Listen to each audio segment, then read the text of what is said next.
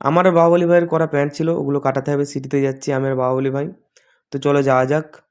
তো দেখো সিটিতে যে আমরা চলে এসেছি। তো বাহুবলী ভাই আর আমি চলে গেলাম সিটিতে। তো বাহুবলী ভাই বলছে খুব ঠান্ডা পড়ছে। তারপরে আমরা চলে গেলাম দর্জির কাছে। তো দেখো বাহুবলী ভাই এখন প্যান্টগুলো দিয়ে দিচ্ছে। তো প্যান্টগুলো দেওয়ার পরে আমি বাহুবলী ভাইকে বললাম যে আমার চুলগুলো কাটাতে হবে। তো বাহুবলী ভাই বললো যে এখন চুল কাটতে হবে না, আগে সাউথ ইন্ডিয়া থেকে ঘুরে আসি, ইডলি ধোসা খেয়ে আসি। তো ইডলি ধোসা খেয়ে নিলাম এখান থেকে দেখো।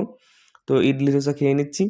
তো ইডলি ধোসা খাওয়া হয়ে গেলে তারপরে বাহুবলী ভাইকে বললাম তো ছেলে চুলগুলো তো এবার কাটার দরকার।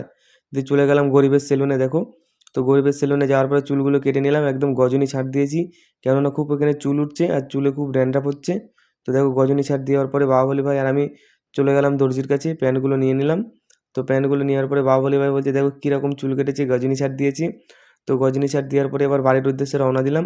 আর যদি ভিডিওটা ভালো লাগে অবশ্যই একটা লাইক, একটা কমেন্ট আর শেয়ার করে দিও। আর সবাই ভালো থেকো।